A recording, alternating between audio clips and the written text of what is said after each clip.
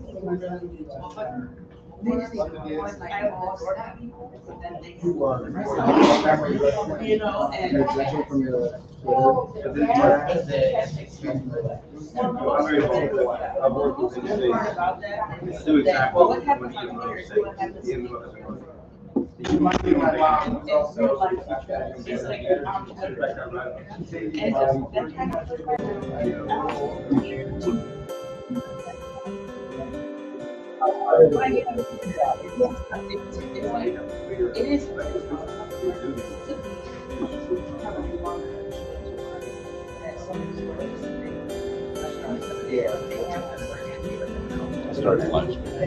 Oh. Show you everybody around there.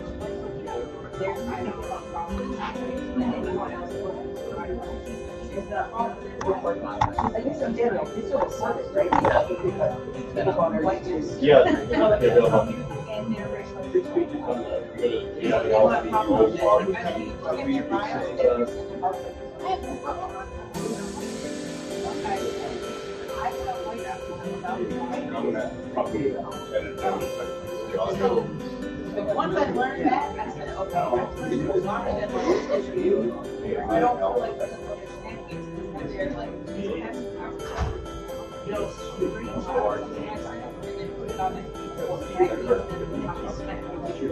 and I'm like, oh, I was like, I don't have oh, I can imagine. Well, you already know.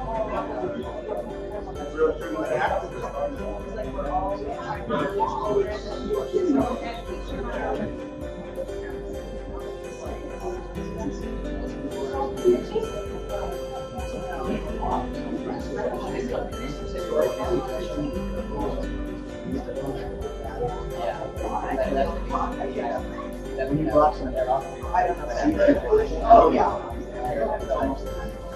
Yeah.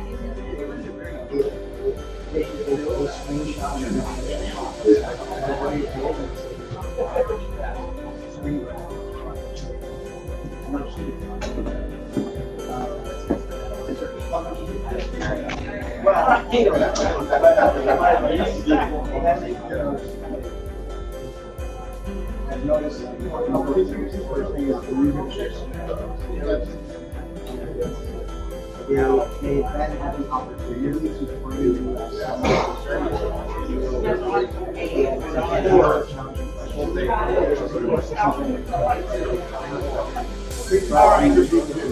the other thing that energy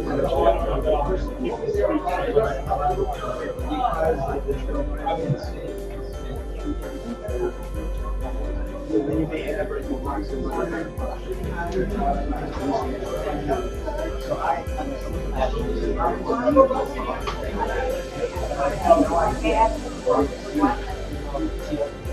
and that's one really no idea.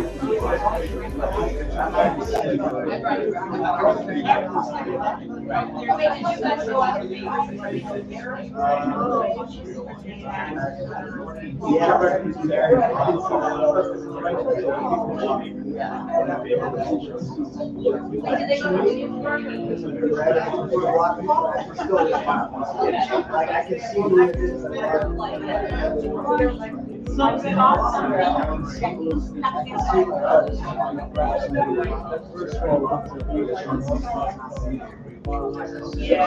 I was so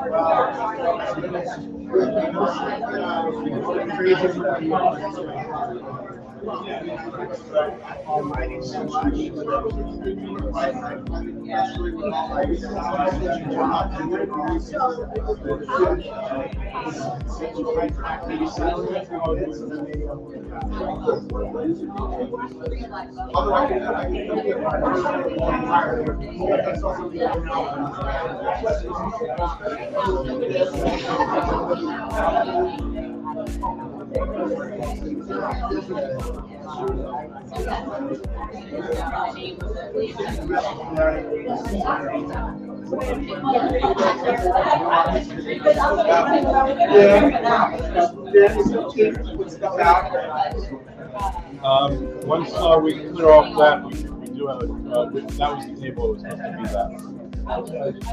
Yeah, when the food is on. I think we should start. We put some of on each table. I think we should start going. Was it 8:15 yet? Let's see. Let's be more like 2 minutes. How's that?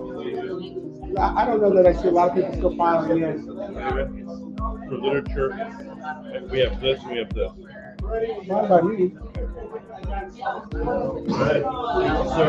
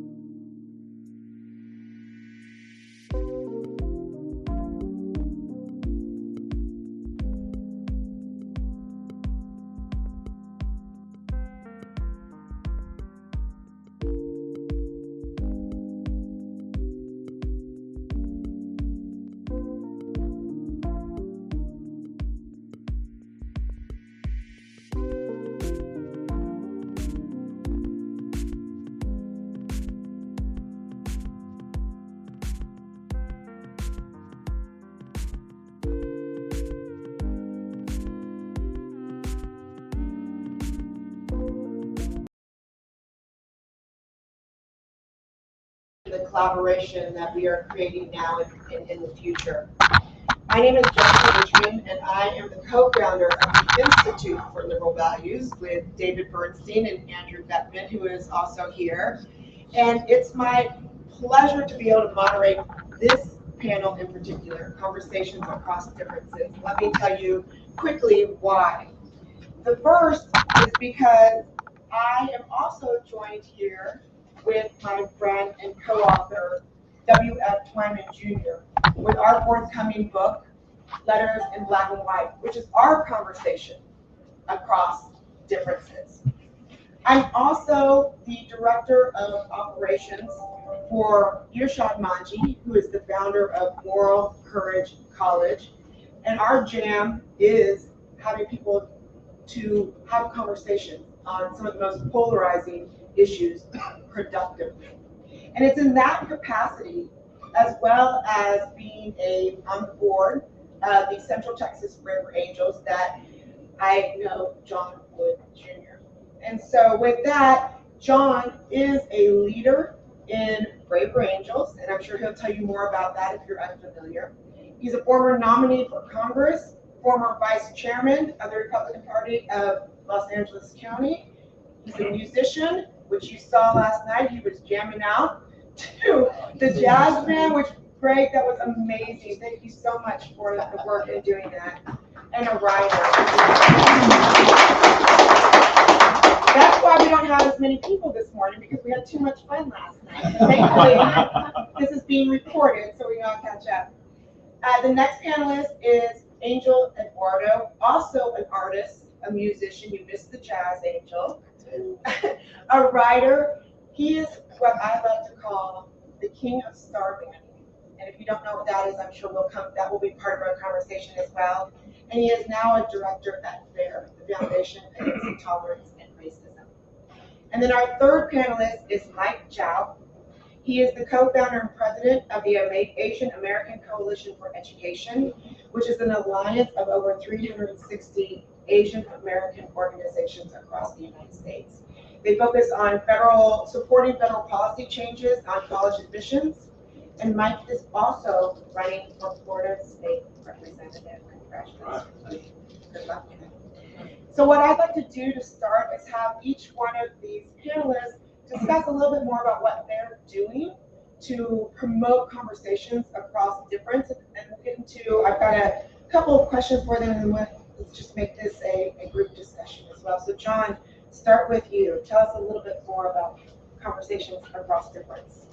Well, thank you very much, Jennifer, and thank you to everybody who is here and not hungover this morning.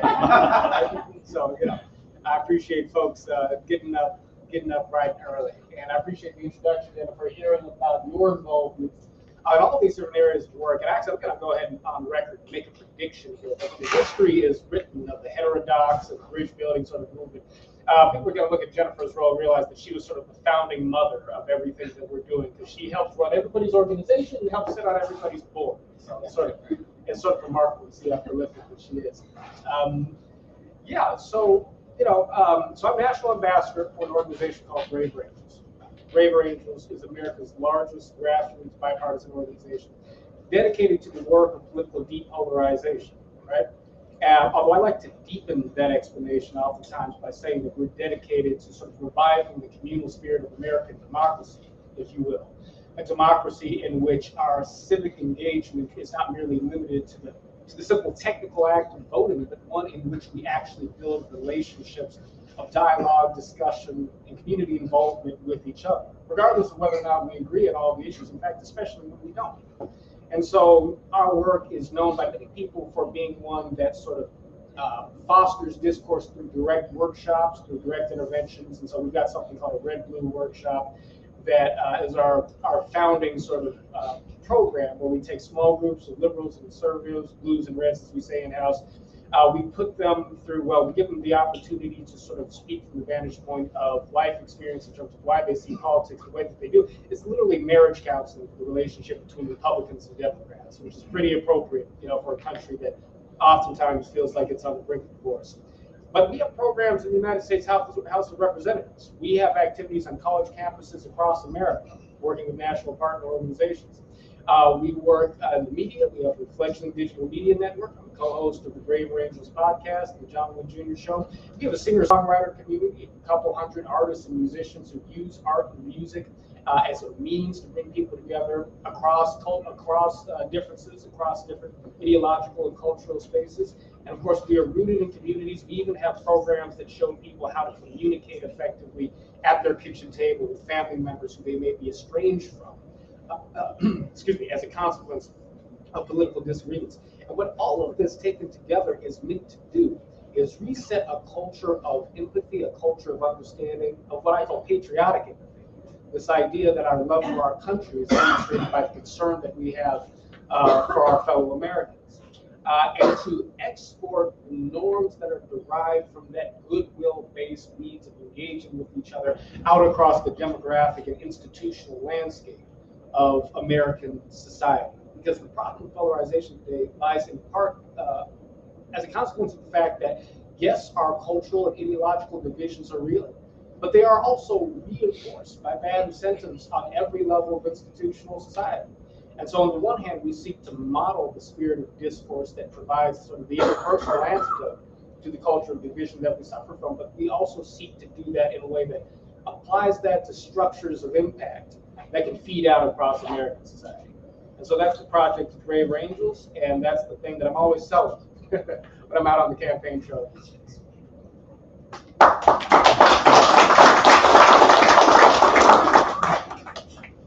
John, I always find myself in the completely unenviable position of following you.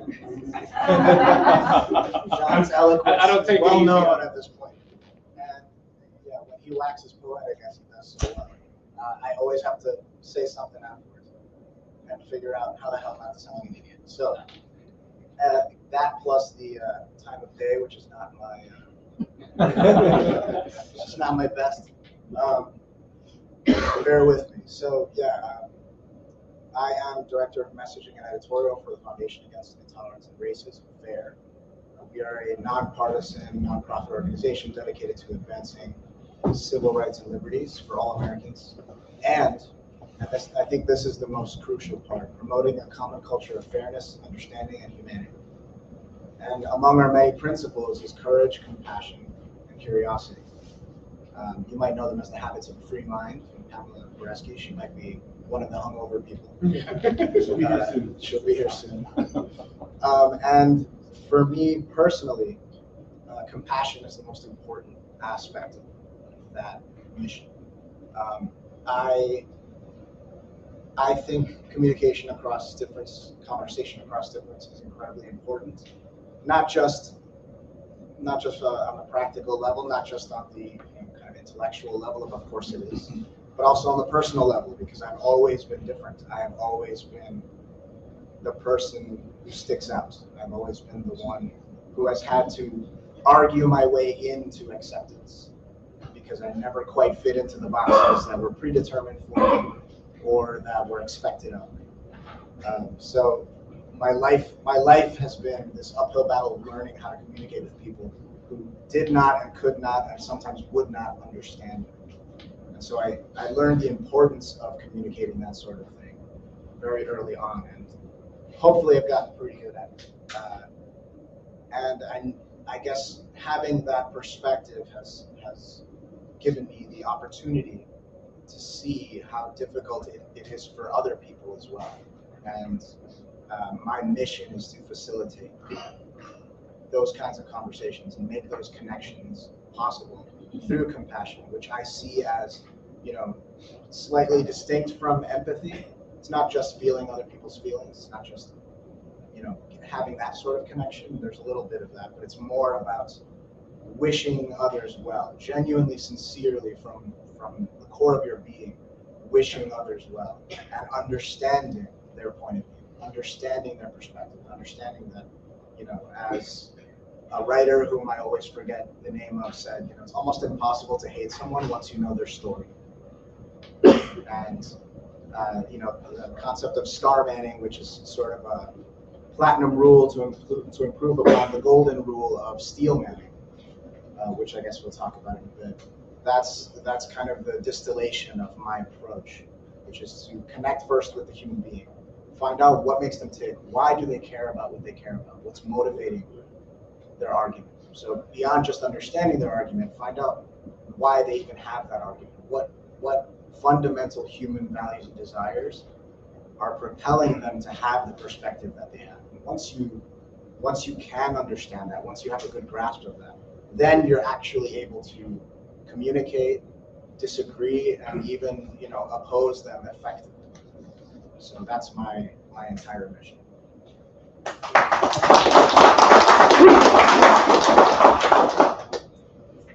First, I want to say thank you to the organizer and also everyone sitting here for giving this opportunity to share with you my experience and my perspective. First, I want to say I'm an ardent supporter for the authentic inclusion and also freedom of speech, based on my professional and also personal experience. I used to work at Siemens, leading strategic projects. Basically, we have to address complex issues, failing business, right? But in order to achieve that, I have to listen, because everybody has limitation about your knowledge. I have to listen to different aspects and opposite, different views, sometimes, conflict views, right? In order to find a solution. So that this kind of team working enabled me to really value, how to find the common ground across different opinions. That's from professional. From personal experience, I grew up in communist China. I'm a survivor of China's Cultural Revolution. I knew the history there. Basically, when Chairman Mao took the power, Communist China took the power, within 10 years, Chairman Mao launched the called anti-racist movement, silenced all the oppositions, put many outspoken intellectuals into concentration camp, a lot of persecution, political persecution, right? After that, without any oppositions, he went ahead and launched the Great Leap Forward, which is disaster policy, starved over 30 million Chinese people to death. That's the lesson I knew from my heart. So I knew the human beings, none of us will become a Superman, can have a solution, to address all the complex issues. So that's the reason we need, freedom of speech, need really support different operating views. I want to give you one article I wrote 3 years ago in Orlando Center. I wrote a column. I wrote that it's true that American PC activists have not committed any atrocity comparable to what threat guards have done. based on what we experience in China. However, I have to warn them not to continue this further into a irreversible course, because silencing your political opponents will destroy the foundation of American democracy. Complex social issues such as income gap and racial tensions can only be solved through respectful and healthy debate among different viewpoints, not by unifying people's thoughts.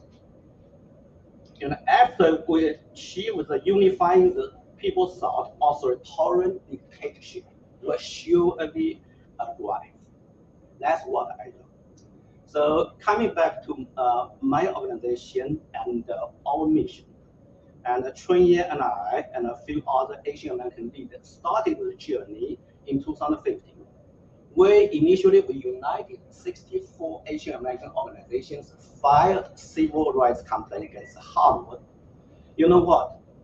According to Pew Research Center, 73% of Americans support our view, which is, college admission should not consider this as a factor. But the liberal media always view us as not politically correct, right?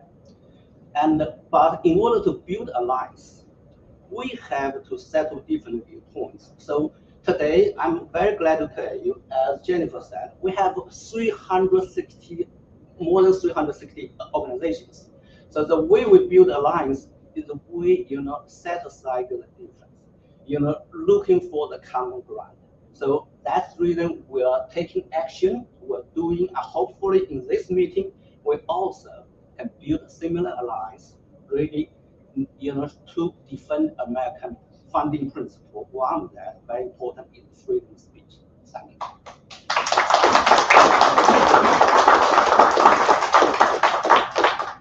So, question for each of our panelists: why is it so harder to have these conversations across differences now than, say, in the past, or is it? I think that there's multiple reasons that are sort of intersecting at something unique moments in time.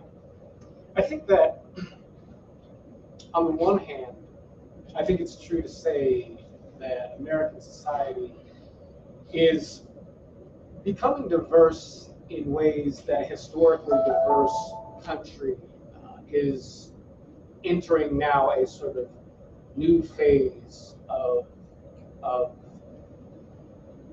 challenge with respect to the sort of integrative process of sort of melting pot culture that is American democracy.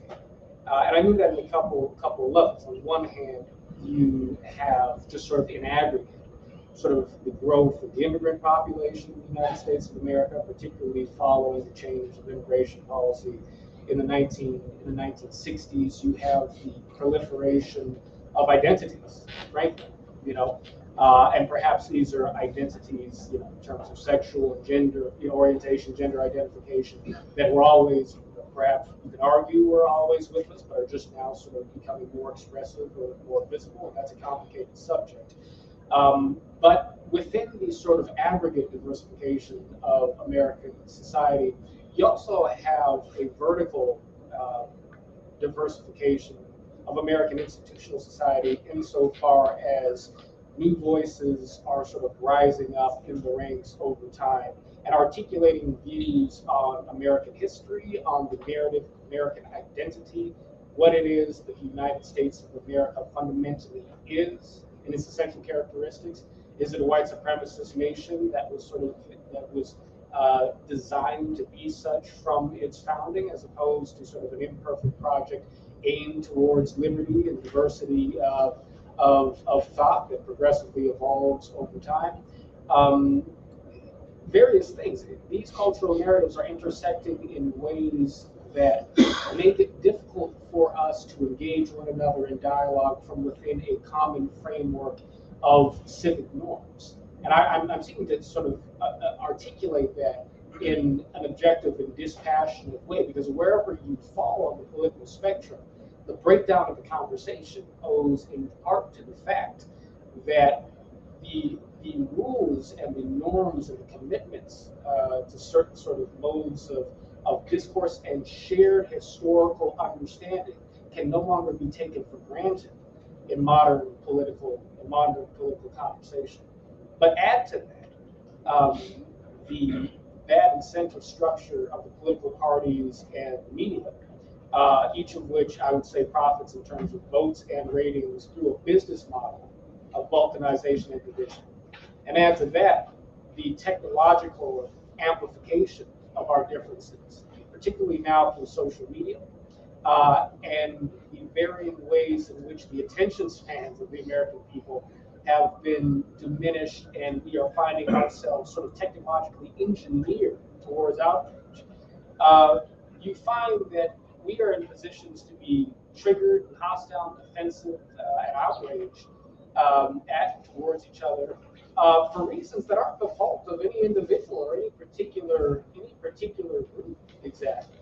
We all exist downstream from our history, and we all exist in proximity to these artificial innovations of modern society.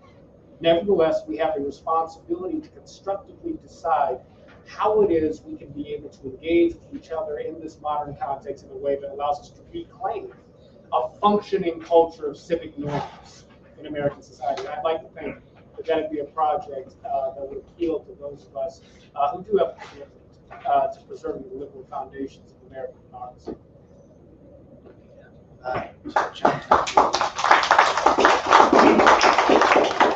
John said it well. I think he's got bullet points and footnotes in his speeches. Yeah, I think John covered all the points, and honestly, it's hard to know if our current dysfunction was recently created or only recently exposed, or if our inability to communicate was, is recently created or only recently exposed. Because there's the cliche, don't talk politics, sex, or religion, right? That's a kind of a truism we all grew up with, I think.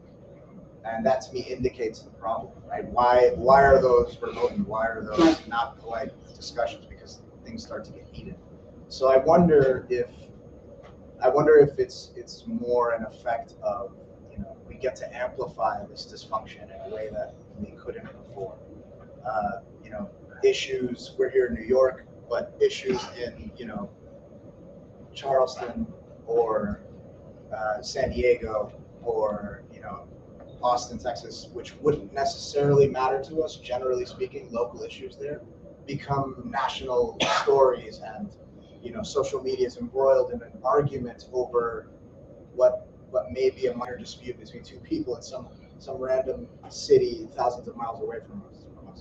We have the opportunity now to opine on things that we make our business when maybe it's perhaps not relevant to us, and then that starts to speak to a larger sort of climate of, or at least perception of a dysfunction that is rampant and getting worse. I don't know if it's the signal or the noise. I can't tell. But the fact is that communicating with one another is difficult and has always been difficult, and understanding one another has always been difficult. And we're still met with the task of figuring out the best way forward. And I guess just the desire to fix that situation is the start. So I'm glad we're here to do that. I want to say I feel very disappointed. Today, America has become so divisive, so polarized. But I want to blame two parties. One is irresponsible media. Suppose all media should be loyal to our citizens, should report the truth, should have the balanced report. But unfortunately, many media journalists, they have been brainwashed. They naively believe some utopian solution can solve complex issues. They don't report balance. Example, a few years ago, President Trump talked about immigration policy. he used a very bad word, shithole countries, right? When he mentioned that, he said we should have like, immigrants from Europe. Also, he also mentioned immigrants from Asia, which are like contribute to this nation, right?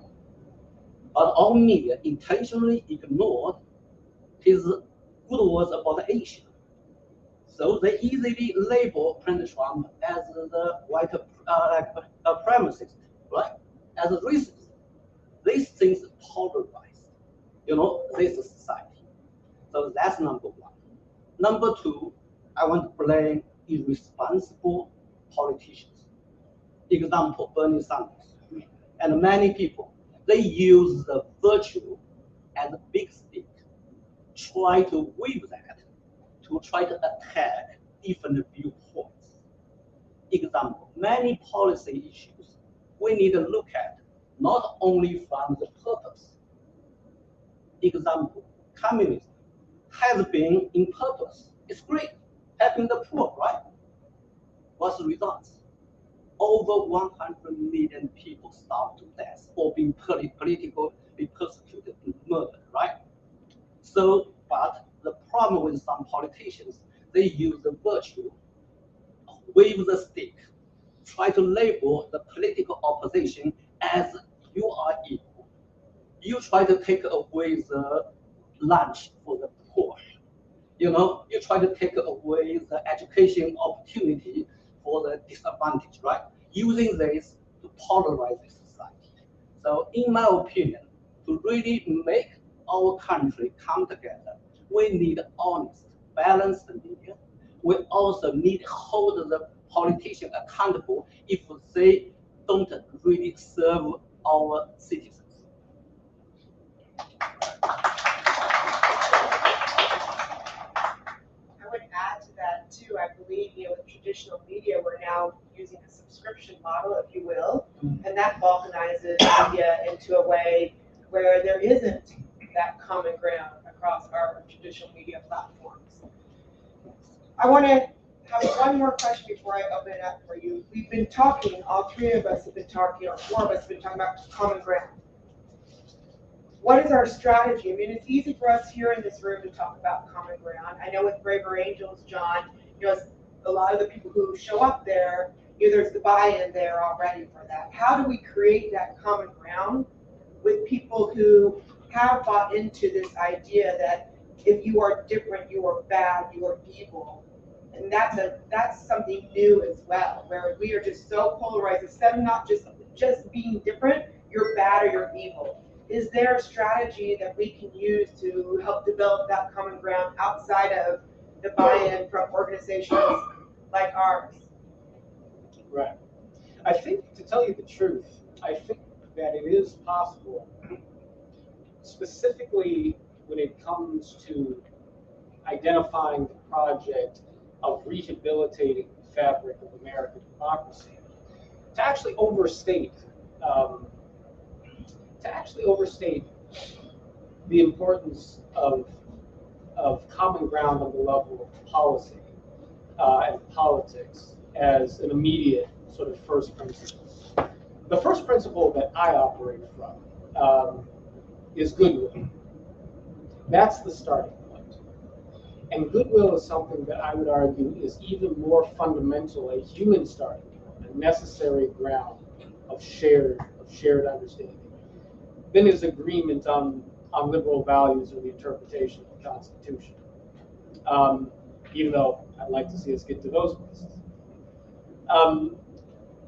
I take my inspiration from many sources, but none more than the example of Reverend Martin Luther King Jr., who led a campaign aimed at achieving legal, material justice, but beyond that, more fundamentally even, aimed at delivering us to a vision of American democracy that was rooted in a deep reverence for human value, human worth, based in a spirit of agape love, which you can translate to good, right? Not a love that means that you like, as Dr. King said, of folks like George Wallace and others, and good Lord said, you know, to love your enemy. I'm very glad he didn't say to like them, because I couldn't like someone who, you know, would strip my rights away, and so forth. And so I encourage folks here to take that attitude as the starting point. Whatever you may think about your opponents on the other side of the aisle, whatever you may think about those who seem to be content to strip us of our rights to speak freely and otherwise reduce the American project to something that does not resemble the true heart of the country that we have come to know. It is nevertheless the case that each of us and our opponents, to be certain, that we all find ourselves at various points in our lives acting from a place of fear, acting from places of misunderstanding, and sometimes seeing things that are actually true, but striving to work on those things or to advance solutions to those problems in ways that ignore the larger context of the reality in which we live. These are human failings. They are not necessarily unique to folks on the far left or on the far right. And what that requires of us is an embrace of a certain level of humility that remembers that even beyond the political necessities of the moment, that ultimately there's a deeper sort of moral imperative to what it is to be human that calls on us to recognize the humanity in the folks that we disagree with. And when it comes to finding folks far out across the divide who might be able to be constructive partners, even in political opposition, to a larger project of rehabilitating goodwill in American society, we need only find those who can remember that at the end of the day, whether you voted for Trump or Biden, whether you're somebody who stands firmly in defense of social justice or free speech, that it is our shared humanity that needs to be recognized. And if you can see that I'm a human being like you, right? Bleeds red like you do, then we have the grounds to begin a conversation. And I will just note that in my work and my travels and Braver Angels, I have come across no shortage of folks who are Bernie Sanders supporters, who are Black Lives Matter supporters, just like I've come across no shortage of folks who wear MAGA hats and so on and so forth, and who will defend Donald Trump to the day they die. And the only reason I'm pairing these two is just to acknowledge the breadth of difference that exists between us as Americans. Because my point to everybody is to say that we are all of us human beings capable of love and goodwill. But the best way to pull that out of other people is to be willing to go first in demonstrating it yourself. That is what Martin Luther King Jr. lived by. And that's the legacy I wish for us to continue.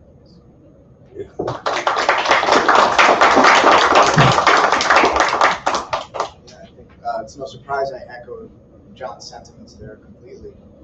And I think maybe this is a good opportunity to get into the star manning thing a little bit. My approach of star manning is, if steel manning is about the argument, star manning is about the person. And you really, in my view, the reason that I even came up with this thing is because I saw that steel manning was so impossible. It was so impossible for people to engage with or even articulate a charitable version of their opponent's argument because they were busy dealing with, engaging with, characterizing an uncharitable version of their opponent, right? They were strawmanning not just the argument, but the actual arguer. And on that foundation, it's impossible for understanding to happen or to be cultivated. And so we have to take a step back. We have to stop and recognize, our interlocutor is a human being, and they care about what they're saying. They care about what they're fighting for. Whether they're wrong or not is irrelevant. And I always say star manning is based on a single assumption, which I think is as safe an assumption as everyone in this room will be hungry within the next 24 hours.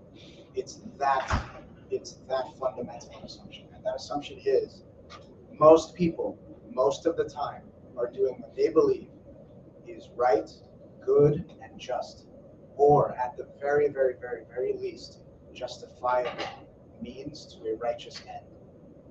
They may say, yes, I get that this is ugly, I get that this is uncomfortable, I get that this might even be wrong, locally speaking, but it is a means to a righteous end.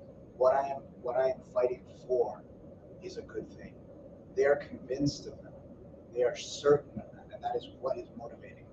And your job as someone trying to argue with them, understand them, or oppose them effectively is to pinpoint that desire, find out what it is, and then you can actually begin. And that requires a recognition of the humanity and the fundamental desires that are propelling that person. Many years ago, I saw a meme on probably Facebook. It had a picture of a Native American on it, and a quote that said, "Left wing, right wing, same bird." Right? And at the time, I was a cynical younger man, and I saw that as a kind of wonderful and clever indictment of both ends of the political spectrum. And my thought was, yeah, screw them both, right? But in my cynicism, I forgot about the bird. And I realized more recently that without the left wing and the right wing working together, a bird cannot fly at all, let alone fly straight. If one or the other is broken, or if one or the other is not communicating properly with its counterpart, we'll fly around in circles, or we will free fall straight to the ground. So, if I could revise that meme today, it would be left wing, right wing, one bird, for better or worse. Nice. I pretty much echo what they already said. I want to summarize into a few points. First, as John said, we need to treat each other as fellow Americans, not enemy, right? That's the beginning to have a conversation. We should not, have prejudgment, label your political opponents or people with different view as the evil person. That's very important. Number two, be willing to listen, to understand others' perspective. If you don't understand other concerns, you will not find common ground, right? You will not reach consensus. Number three, very important, is use common purpose and facts to find the common ground. Because every human being wants to have a good life for their family, for their children. Want America become, prosperous, continue as leader, right, in the world stage. We have a lot of common ground, right, individually for this country. Another very important thing is the facts. Before I listened to Professor Roland Fry's speech, I had my opinion. I said, all policemen never been evil, have any evil minded against Black Americans, which is true. And then his data shows for lethal use of like a police force, there's no any discrimination, racial fact. Prove my viewpoint. But however, his data shows non-lethal use of police force, there's some bias there, right? So because that's the data, I respect that. Have me change my idea. If everybody respect a set of data facts, it's easier to get a common ground. If we abandon that, if we don't respect that, so I believe really rich consensus is have informative discussion, look into the facts. So that's way to get achieved. That's way to with common purpose, with with data and fact base. That's the way to achieve the common ground, to build alliance. Thank you.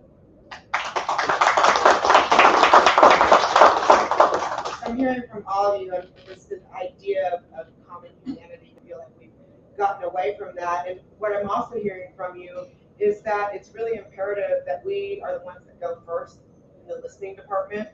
We're the ones that listen to understand and not necessarily win.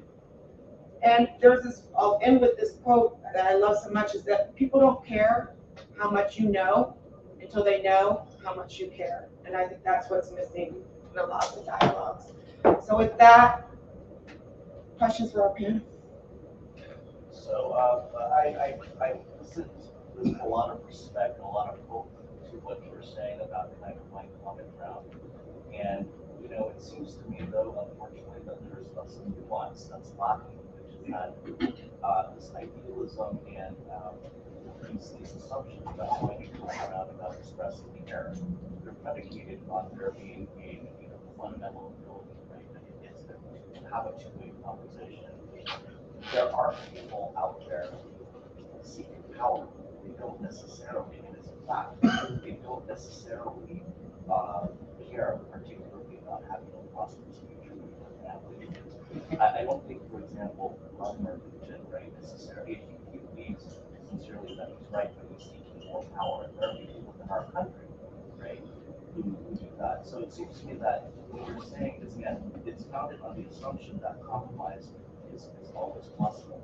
So how do you identify though, and what is the role of the leader so that we make peace? Yeah, I think that, well, you know, so this is in part why I mentioned that I think it's possible to overstate common ground, particularly when it comes to areas of policy and material interests, as being the first principle for this sort of thing. But of course, in your question here, you're also, I think, questioning the idea that goodwill is even possible between certain parties. I'm sure that's true. We've got people who are genuinely, I think, yeah. So I was responding to the fact that, in your question, my friend, you seem to be questioning not just the idea that material compromise is possible, but maybe even that mutual goodwill is possible in certain contexts. Do I have that? Yes, correct? because Right. there are people who don't seem to have it. Right. Yes. And so, the reality is that you have people in the world who are literally, clinically speaking, psychopathic, sociopathic. You have people in the world whose existence is largely bent towards material gain. But I think it's important to engage human nature in its complexity, its many dimensions here. We all of us have a material sort of interest and drive towards acquisition, towards gain, towards satisfying our own sort of physical and material well-being. But we also find our deeper flourishing as human beings in the context of relationships, in the context of balanced social arrangements. When we talk about rehabilitating the body politic, it's not something that I think requires a 100% sort of buy-in to some higher religious or moral philosophical idealism that suddenly everybody signs up for. I think that what it requires is being able to awaken the conscience in enough Americans, distributed across enough of the demographic and institutional spectrum, to reset the center of gravity in key spaces in American society so that the norms within them can begin to shift. Look, Martin Luther King Jr., the nonviolent movement, did not succeed in eliminating all racism from American society. And yet it was deeply culturally impactful because even for many Americans who found themselves deeply embedded in the consciousness and the psychology of white supremacy, it nevertheless was able to speak to the desire of many of them to also live a life that was consistent with Christian teachings, to live a life unburdened by hatred, by contempt, and by the prejudice that narrows our ability to actually enjoy the human experience because it requires us to be innately distrustful towards our fellow human beings. That part of human nature is available to be spoken to.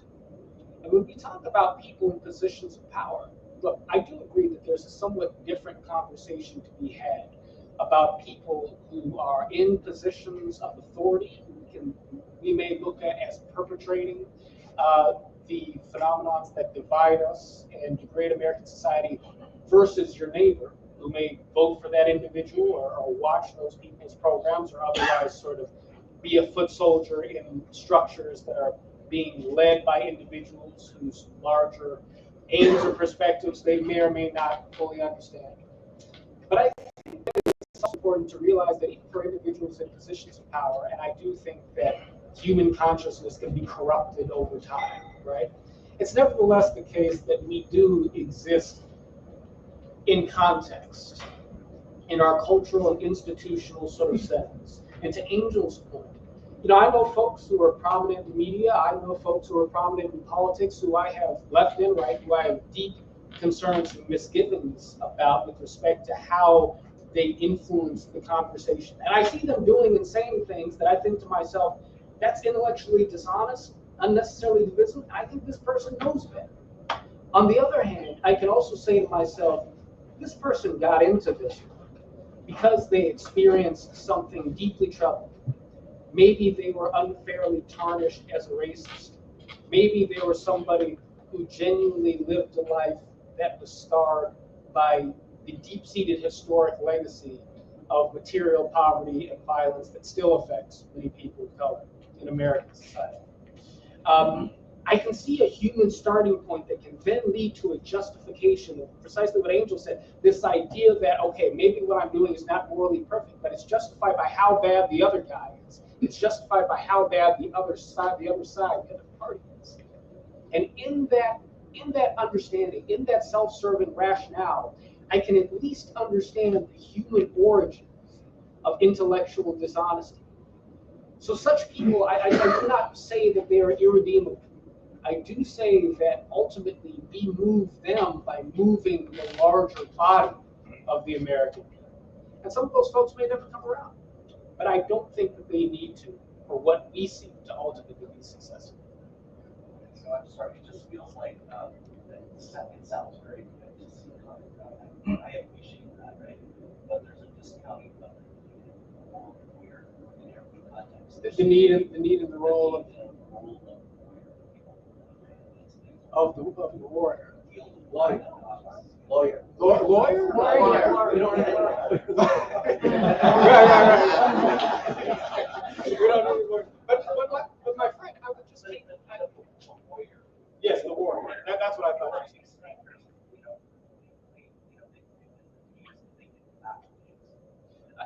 In our modern society,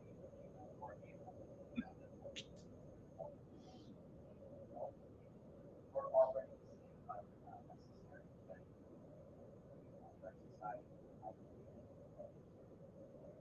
Well, if you'll forgive me for employing a religious metaphor just for the purpose of the conversation here, but in my own tradition, in the Gospels, it refers to the Word of God as being the sword of the Spirit.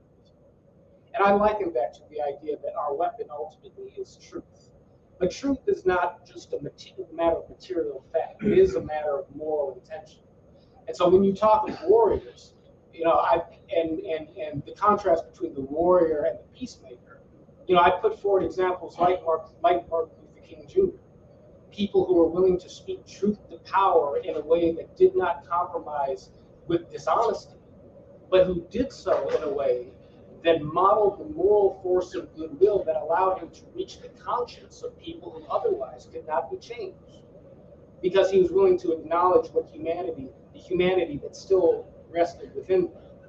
I don't think there's any contradiction between seeking to be a peacemaker and one who is also a warrior for truth. In fact, I think it's in perceiving the harmony between these two things that we make ourselves powerful enough to affect the change that we need to see. We got one more question for one more time. Okay, so as a policymaker, we often have to listen to voices that are all different, so that it's like it's like the elephant in big story. If you look at only one side, you are seeing only piece of an image. But then if you want to make a policy that actually can solve a problem, you need to hear from different voices so that at least you hear all their concerns. If I am going to approve a project, but I have only heard people who support the project, then I'm missing a huge piece. I think rather than thinking or finding common ground, sometimes that may not exist. However, our common ground might be that we have to listen to all the voices so that we have a better solution that try and address all the concerns. And maybe there is no way to address them, but at least we have heard. And that may be because the other side makes us poor. Just like I'm totally different from my husband, but without him completely different, me from a different perspective, without him, we are not poor. So consider the opposite opinion, really appreciate their existence. They make us whole. Without them, I'm biased. And together, we have two wings, as you said. So, George has the. Yeah, I have a comment. I'm going to agree and disagree with both Li Cheng and John. I think that I like, for example, George Wallace, because a lot of people don't know that George Wallace had a conversion on his road to Damascus, and he became a non-racist.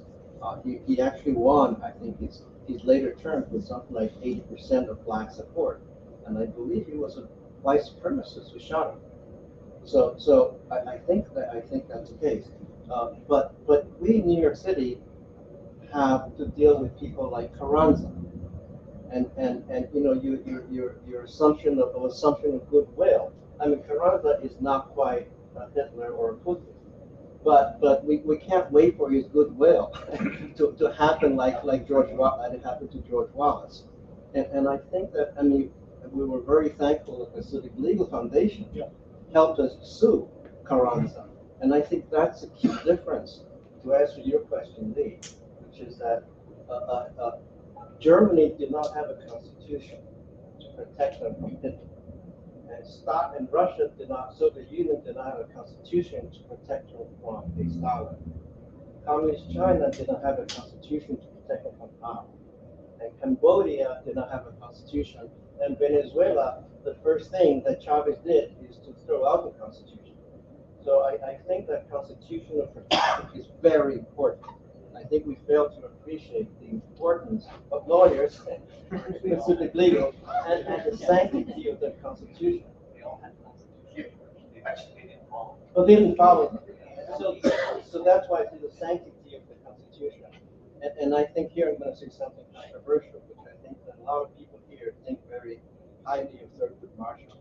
But I think he was wrong. He was wrong when he said, we'll just do the right thing and let the law catch up with us, because the Constitution is sacred. We can change the Constitution. There's a process to change that, 2/3 of the states, or you can create new laws, but we do not play with the Constitution.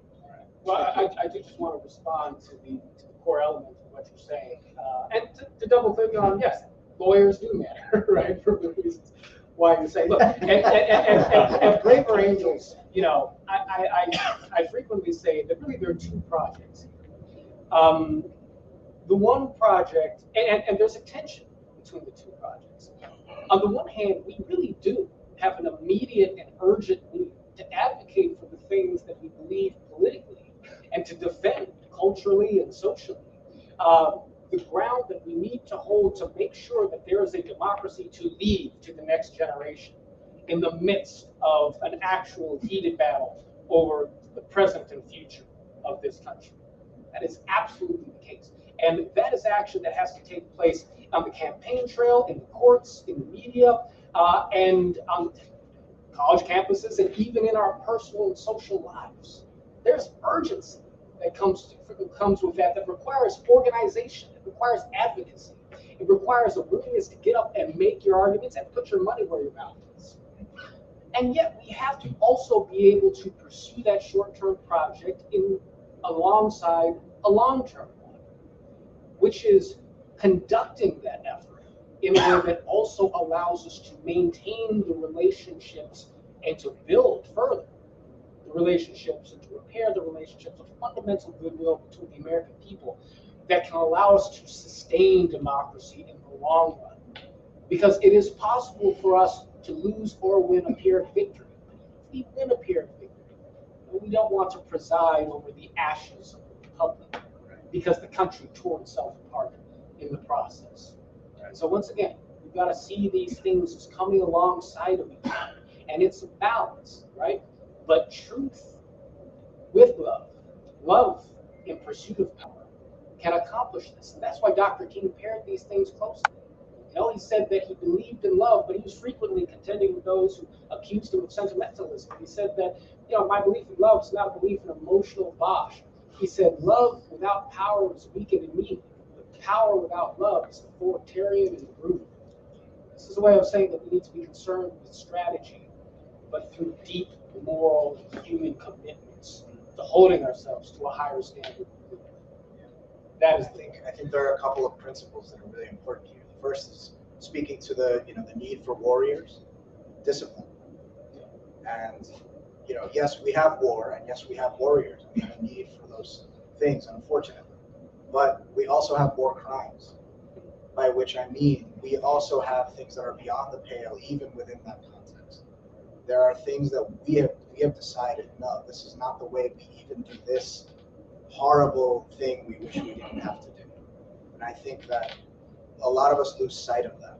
And it's not to say, no, we shouldn't stand up for what we believe in, and we shouldn't push hard for the things that we believe in. We should understand there is a line, right? To quote my own gospel, I'm not a religious man, but my gospel is, more the characters of fiction. And there's a reason Batman won't kill and won't use guns, right?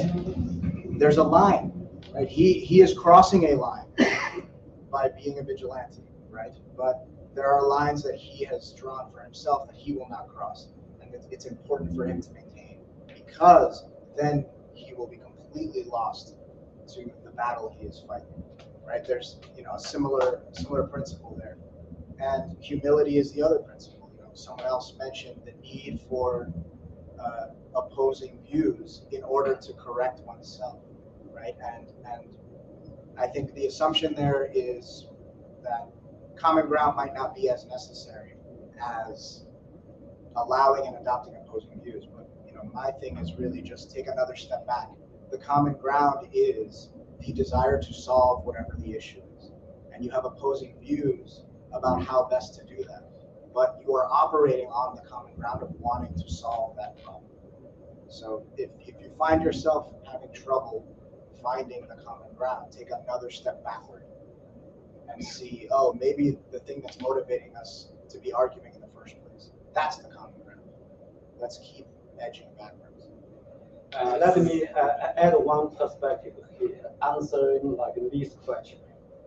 Basically, I think the answer already given by one of the major founder of modern civilization, Adam Smith, using market mechanism.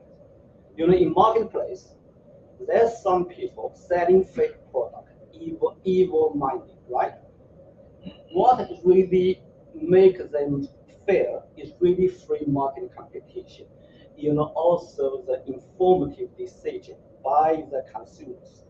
So we recognize that certain politicians, certain evil people do employ, they are not really kind-minded. But the way to do that is to have free information flow, really expose all the facts. With this kind of competitions, this kind of politician, end of the day, will be isolated. So that's the way to fight it, in addition to legal way. But that's my perspective from a business standpoint. So we're going to keep up with our schedule. We've got to, go ahead. So David and I are part of the diving group that supported this project recovery. And thank you, by the way, so much.